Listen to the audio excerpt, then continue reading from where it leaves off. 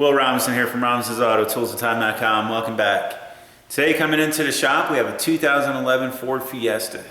Now this repair is going to be a little special because it's something new to me, and I educated myself a lot prior to taking on this job. I wasn't certain if I was going to do it yet because it is like a dealer level repair, most times covered under warranty. However, this one with so many miles on it wasn't covered. So what it is a DPS6. So it's an automatic 6-speed transmission. However, it's not. It's a manual transmission that they shift automatically. So as far as the operation goes, it's automatically shifted.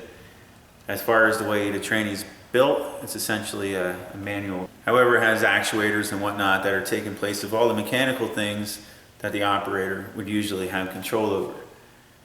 So with that being said, the vehicle was at another shop.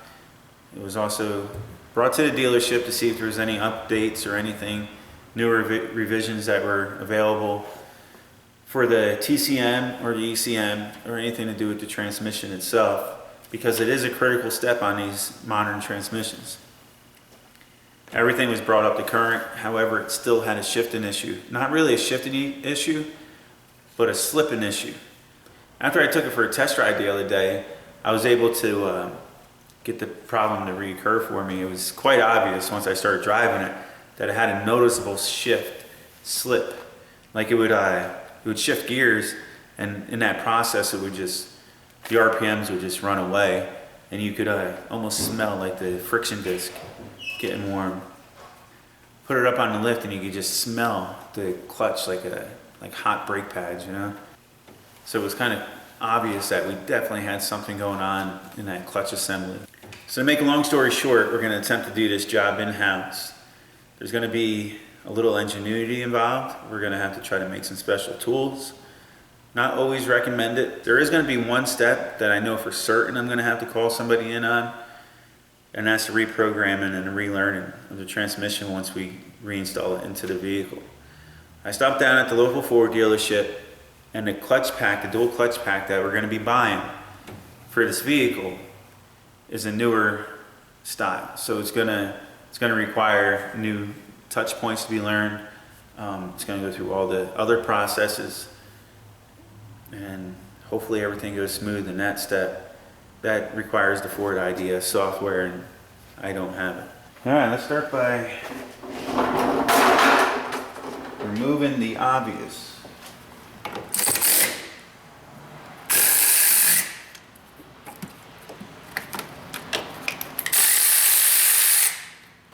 She don't want to come loose.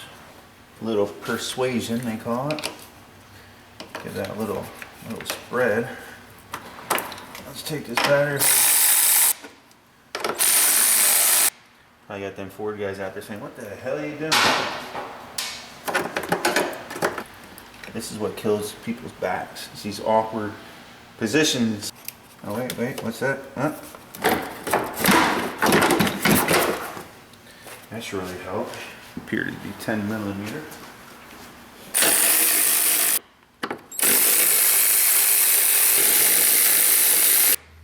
I'll leave them bolts right in there. Looks like we have a module or something plugged into the side here. So we're going to grab an 8mm for that. Over here we need to get out of our way. A little push-in clip. Then you could kind of undo it like so. These things try to defeat me at least once a day. My faith gets tested very, very often.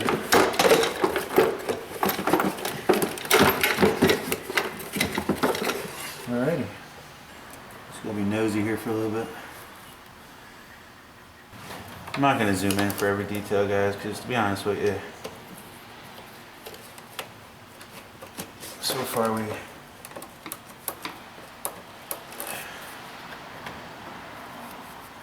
haven't encountered anything that hasn't been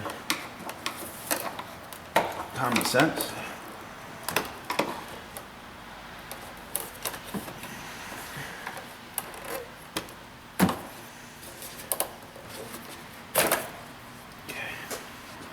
take and put a rag in there, even though there is a butterfly. I do not want any chances. Do not want to take any chances. 220 maybe? Oh yeah. That gives us... Oh wait, I guess I didn't have to remove that from the situation. Oh well. Now we gotta get this piece off. And what holds you in place there, sir? We're getting somewhere, people. Don't even need a tool. Push that up.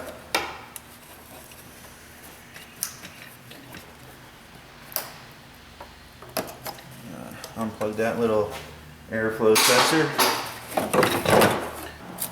I can see this whole transmission now.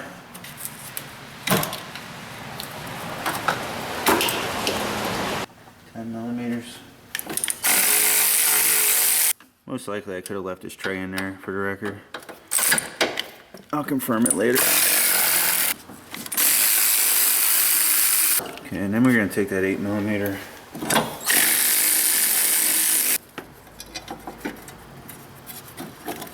From there, I can remove this.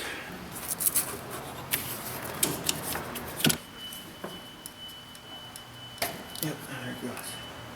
That's off of there. Shift and linkage. Looks like I just got to pull these tabs back.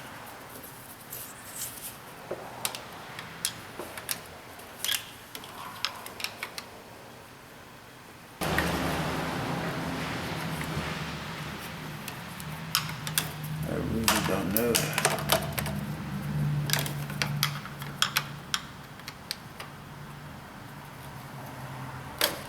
Yeah, that'll work.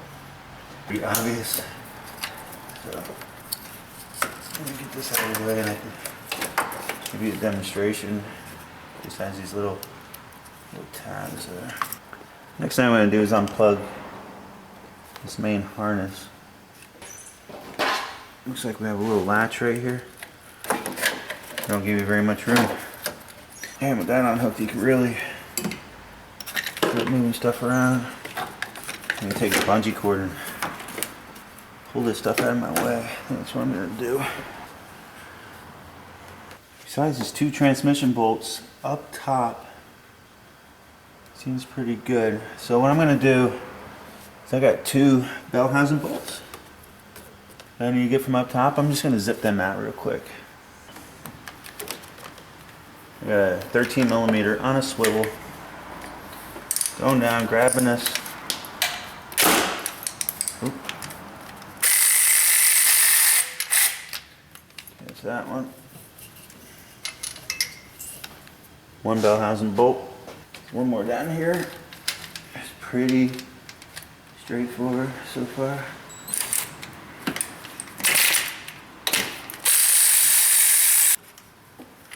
Two. Appears to be the same exact length, and it is. That's where that second one was that I just pulled out.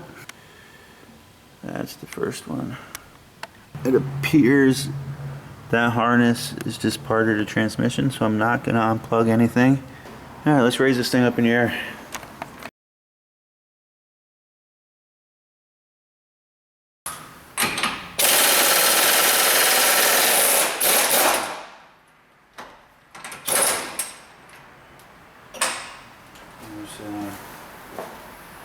Same thing on the other side. Just going to come down here and get familiar with this thing a little bit. So much space up here, so little space back here. Okay, so I just gave in and I looked it up on Mitchell. Believe it or not, we're pretty much on point with everything we did up to this point. However, the point I did skip is removing the upper strut mount nuts on each side. They want me to do that. Other than that, they also mentioned disconnecting the ground from up top. But I can see it's a pretty straightforward shot from the bottom. Now this uses a flex plate, therefore the transmission doesn't have to come out very far. Trying to separate this lower ball joint. It's got a 13mm on this side and a 15mm wrench on the other side. Nuts it off.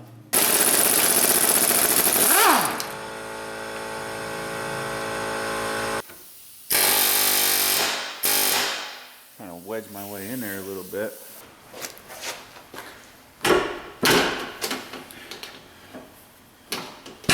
There you go.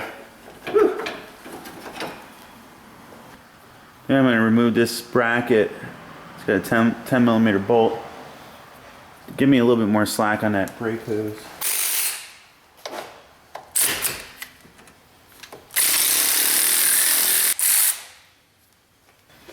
With hopes that'll give me enough movement here. It'll give us just enough room at the back, and it does. I don't know if I'm going to pop that axle out of the tranny yet. I'm going to separate the ball joint on the other side just like we did here. I start pulling the starter out. Here's I got one 13 millimeter there and another one up a little higher. That one looks like it might be bigger. And I also got this ground I got to pull. I'm hoping once I get the starter out, it's a little more user friendly. Looks like I'll have to unplug this one connector. Some kind of something that reads the flex plate, I guess. Alright, let's remove that ground, get that out of our way. Okay. Ground wire is officially off.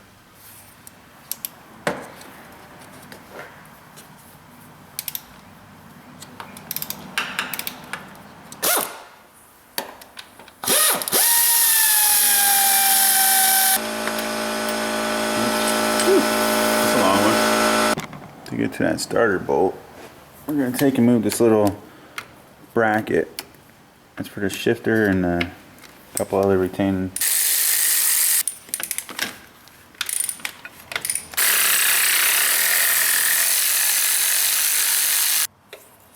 Okay. Should be able to take that bracket out of there now. Alright, now you can see that last bolt. I can get that from up here.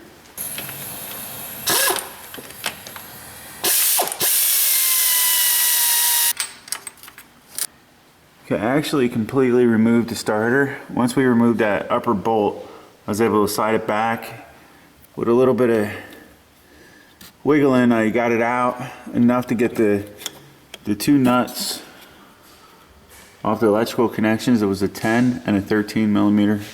Next, what we're going to want to do is, I don't know if you can see up in there, but there's a little plug right there, a little black piece. We're going to take and we're going to, you see that little plug? You take and you pop that up out, and now you're supposed to be able to get to the studs, the nuts. Now it says rotate the crankshaft to gain the flex plate to clutch nuts. Then remove and discard the 6 nuts. Rotate the engine in a clockwise direction only, or engine damage will occur.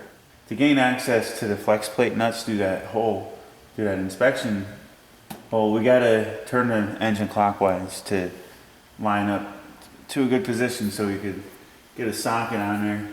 Looks like there's 2 flathead screwdriver retaining bolts on this shield.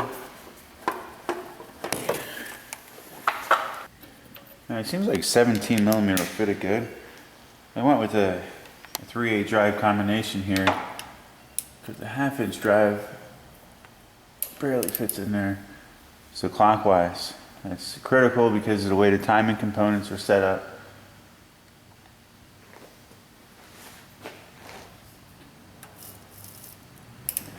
I'm going to just feel up in that hole while I'm turning it until the stud comes around.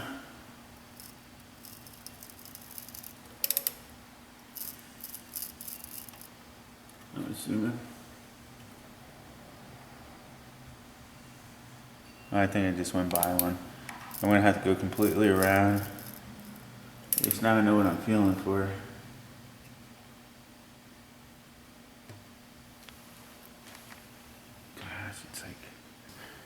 Use a magnetic socket to remove the 6 flex plate to clutch nuts to prevent the flex plate to clutch nuts from falling into the clutch housing and causing damage. There, I couldn't really get you up in the hole, but that's pretty much what it's going to look like. It appears, what is that, about 13 millimeter, I would guess. That's one. And even a 1/2 inch feels loose, but it holds in there somewhat. And let me show you. I was going to use a 13 millimeter. However, a 13 millimeter fits real sloppy. So I found a 1/2 inch with a short extension. Actually, the tolerance is a little tighter. I may not have a magnetic socket, but it grabs it pretty well. We're going to spin it clockwise till we get to the next one. There should be 6 of them. Okay. You can see what I got there. I don't know if you can see up in there. You just turn it until you get it through that inspection cover. Then you can just get a ratchet on there. And what I found is once you get them broke loose, they come right out with your finger. Okay, so we got all 6 nuts removed. We shouldn't need to turn the crank anymore. At some point I'm going to have to start draining the transmission and then pop the half shafts out.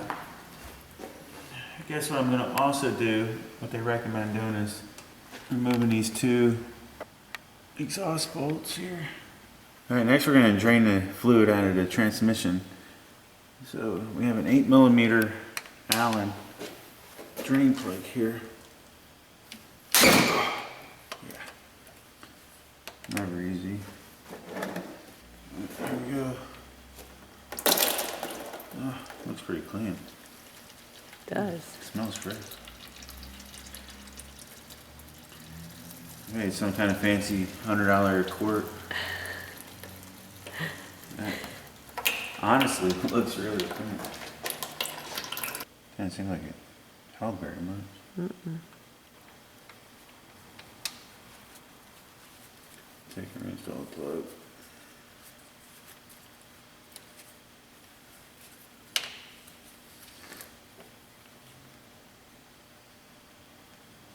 Okay. Fantastic. Next we're going to pop the axle out of the transmission. So I'm going to try to get behind it with a pry bar here. Give it a nice little pop like that. It should just slide out now. Nice. Alright, on this side, I'm going to just remove the 2 retaining bolts off the carrier. Alright.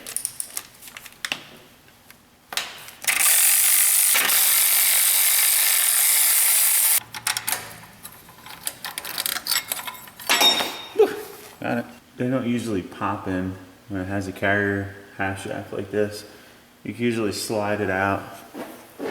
Let's give it a little wiggle.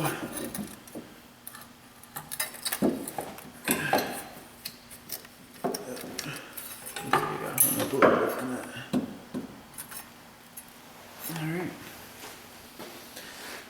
When we put this in, we don't want to put it on the wrong side because it's kind of obvious, right? Yeah. Alright. They sell plugs for this. But who needs to waste money on plugs? Rags. I know. It's the right thing to do. Because there's still going to be some residual fluid in there. Now we go to pop this tranny out. Next I want to take out this mount. Just to keep it from flexing. And then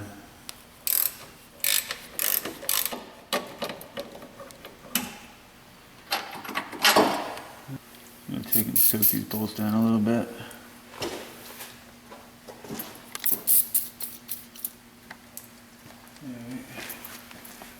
Ah, it's a lovely smell. Right, we got the 2 nuts removed. Actually came off pretty easy. Actually, I was gonna pop this hanger off, but I don't think it's gonna affect this at all.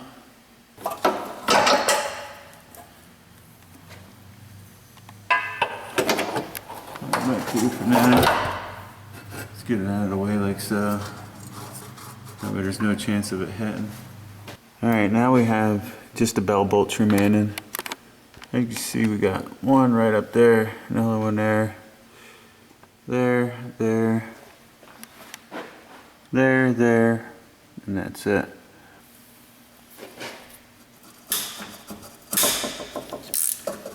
Okay. Should start up top.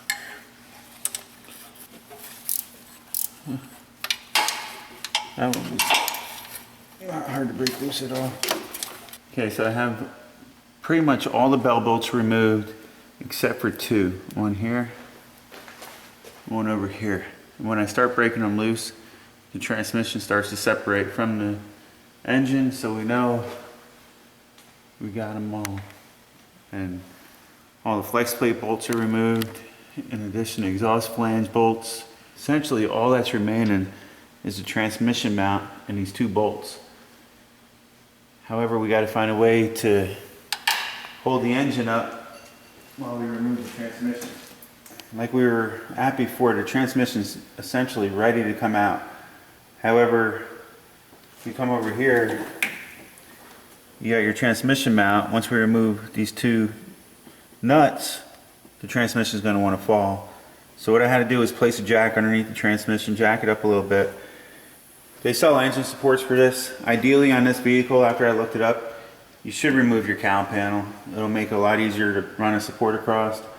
However, I have this setup that I made. It's just a piece of 1/4 inch angle iron. I have a 3/8 hole drilled here with a bolt, and then like a clevis, as you can see here. And that'll allow me to adjust it up and down. I jacked it up, removed the two nuts, lowered it down, and as you can see, the engine and transmission are being held up by this angle iron. So now I'm going to take and remove this motor, or this transmission mount from the body. I already removed one retaining bolt. It's a 15 millimeter. One more on the back side.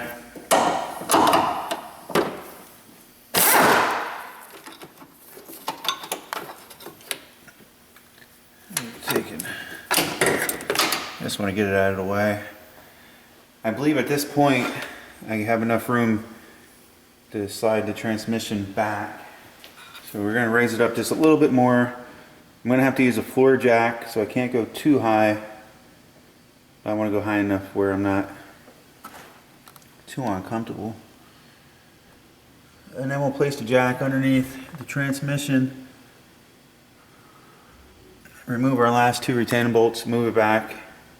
Looks like we have about 1.5 inches clearance, and hopefully that's enough to clear the flex plate. And drop it straight down. Okay, the transmission's out. We have it sitting on the floor, just like so. I was gonna move it up to the bench, however I'm by myself and my back isn't feeling that great. So we're gonna attempt it here, and as I mentioned earlier, this is my first attempt.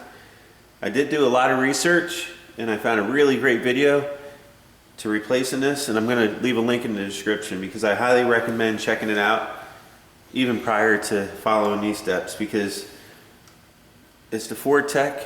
He has all the correct tools, done a ton of them. I'm just stepping my way through it for the first time with home ingenuity, non-Ford ingenuity, I guess you'd call it. So there's a big snap ring here.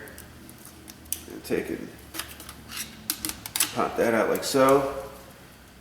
Then the center hub supposedly slides up.